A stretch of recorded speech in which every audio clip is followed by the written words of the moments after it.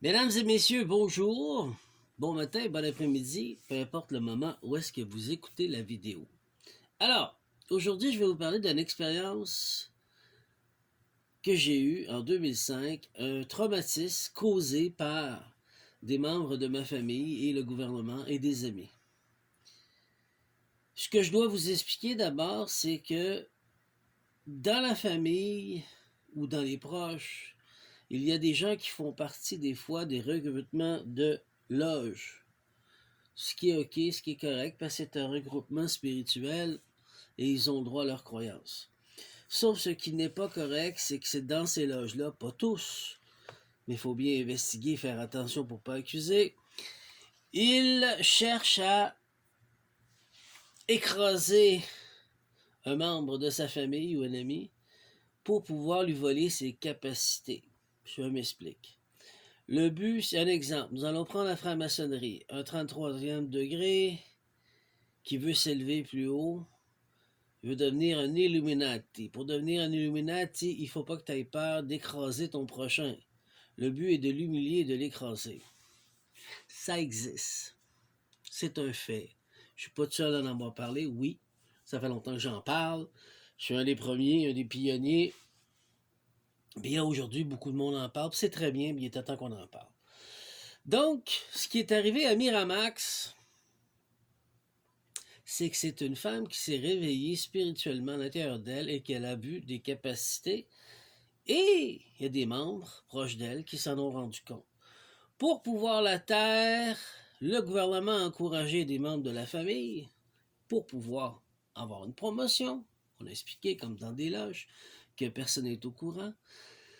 Pour pouvoir humilier la fille, pour pouvoir la casser. Ça m'est arrivé en 2005. Qu'est-ce qui m'est arrivé?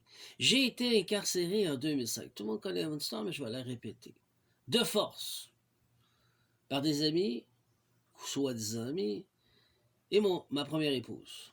J'étais inquiet. Ils ont été à l'hôtel de ville, ils ont dit que j'étais inquiet, que j'étais malade, que j'étais pas bien. Donc, juste aller à l'hôtel de ville, le juge a statué une vérification d'ordre psychiatrique sur moi. Ça se fait. C'est aussi simple que ça. Donc, ils sont venus me chercher, ils m'ont rentré un vendredi, et ça rentre toujours un vendredi. Pourquoi un vendredi? Parce qu'ils passent la fin de semaine au bloc, à l'urgence, pour un état d'évaluation, pour dire qu'il n'y a rien, puis qu'il est correct, puis il est supposé sortir pour donner un genre de faux d'espoir, pour que le lundi matin, tu te retrouves devant les psychiatres pour te faire évaluer. C'est comme ça qu'ils font au Québec. Ils m'ont fait ça. J'ai refusé toute médication. Bon, ça a figé. J'ai refusé toute médication. C'est mon droit. Ils ne peuvent pas m'incarcérer de médication de force. C'est anticonstitutionnel, c'est contre mon gré. C'est contre moi. C'est pas le droit de faire ça. Donc, ça a duré 48 à 72 heures, leur droit de me garder. Ils m'ont gardé de force sans me dire mes droits. Donc, ils ont fait une faute grave devant mes droits fondamentaux de ne pas me dire, ben là, si tu veux rester, tu peux rester, si tu veux quitter, tu veux quitter. Non, ils m'ont retenu de force. Donc, c'est devenu quoi? Un kidnapping. Parce que tu as le droit, comme j'ai dit, écoutez, vous n'êtes pas supposé me garder, je pense que ça fait 48 sur les 12 heures, je suis supposé sortir d'ici. Et ils m'ont transféré à l'évaluation psychiatrique. Il dit, il faut que tu rencontres le lundi matin. Je dis, non, je dis, moi, je pourrais sortir, là, ça fait quoi, 48 heures? Oui, mais il faut voir le médecin pour pouvoir sortir. Donc, après, ils m'ont gardé de force 3 semaines, jusqu'à temps que j'ai été, pendant le quart du travail, que tous les employés de jour et de nuit et de soir étaient réunis pour pouvoir faire le point, puis j'ai été les voir et les confronter devant tout le monde et leur dire quels sont mes droits, je veux voir un avocat. Puisque vous me retenez de force, ce qui veut dire c'est un kidnapping, ça fait 3 semaines, vous avez rien sous moi, j'ai pas de médication dans le corps, j'ai rien, je suis sain d'esprit, qu'est-ce qui se passe ici? Et j'ai commencé à sortir après, puis ça a été fini. Donc, ce qu'ils font, c'est qu'ils essayent, comme ils font à Miramax, ils essayent de l'humilier, ils ont essayé de m'humilier de me rabaisser pour avoir l'accord du collectif, de la population du Québec, le collectif du Québec, pour dire ce gars-là ou cette fille-là est fou et folle. Ah, c'est fait arrêter, donc il faut se conformer avec ce que le gouvernement il veut. Mais ce que le gouvernement a fait avec moi est illégal. Ils n'ont pas le droit. Ils m'ont pas donné mes droits, les médecins. Ils n'ont pas dit quels étaient mes droits parce que je leur ai demandé. La seule chose qu'ils ont faite, c'est qu'ils ont ouvert la porte pour que je puisse m'en aller le plus vite possible de là pour pas que je les poursuive. Puis après, pour arriver pour les poursuivre, il n'y a jamais d'avocats qui sont disponibles pour les poursuivre parce qu'ils ont peur de poursuivre la machine. C'est le gouvernement. Mais c'est anticonstitutionnel et ils jouent avec la loi. Donc, ce qui arrive en ce moment, la petite Marie-Max, ils sont en train d'essayer de la casser, comme ce qu'ils ont essayé de me faire, pour pouvoir m'humilier, me rabaisser et avoir surtout l'opinion publique collective, parce que le gouvernement, quand il se fait accuser de quoi que ce soit, il faut qu'il t'humilie pour te casser, pour te faire fermer la gueule, parce que c'est eux autres qui vont être en contrôle, ce qui est une honte.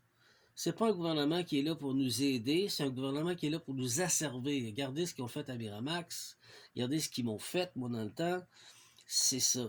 Donc aujourd'hui, ben courage, ma belle Miramax, lâche pas, t'es capable, tu vas sortir de là. C'est la loi, parce qu'à un moment donné, ce qui arrive, c'est qu'ils ont un certain temps pour commettre leurs crimes, pour que les petits démons s'amusent, comme on dit entre guillemets, jusqu'à temps qu'ils arrivent qui ne peuvent plus rien faire. Donc,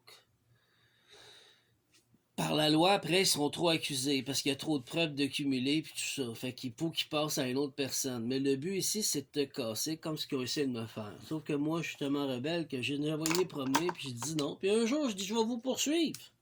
Parce que ce que vous avez fait est un crime. Est un crime contre moi, l'humain. En vous servant du certificat, ça vous a permis d'utiliser vos droits sur ma personne et non mes droits humains qui sont reconnus avec les droits de l'homme et de la femme à l'ONU.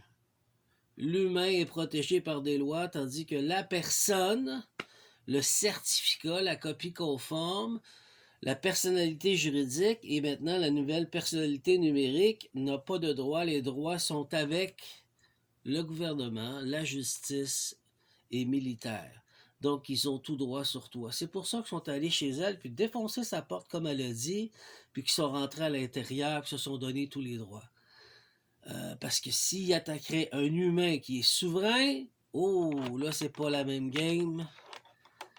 Il est protégé, ou elle est protégée, spirituellement, et de plus, poursuite qui peut leur coûter des millions, même des milliards de dollars.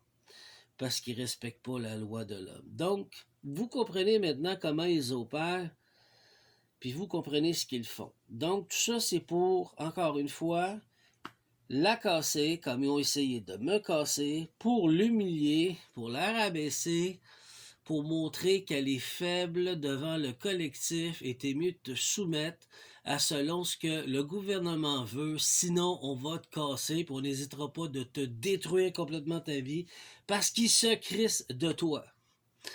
J'espère que je suis clair pour le Québec.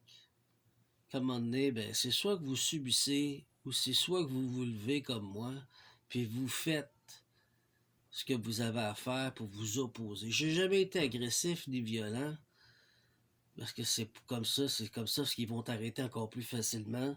Mais il faut que tu parles puis tu dis qu'est-ce que tu as à dire. Donc, moi, je vous encourage, comme j'encourage Miramax, sois courageuse. Je sais que tu vis un enfer. Puis s'il y avait quelqu'un qui comprend ici, c'est moi, ou des gens comme moi qui ont subi ça.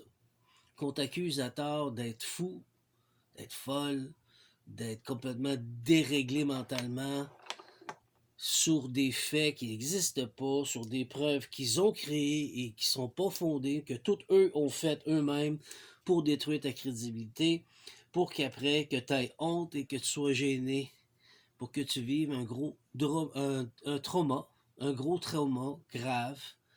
Donc, courage, tu vas t'en sortir. Sur ce, j'espère que je vous ai expliqué leur tactique, et surtout que ça vous a aidé.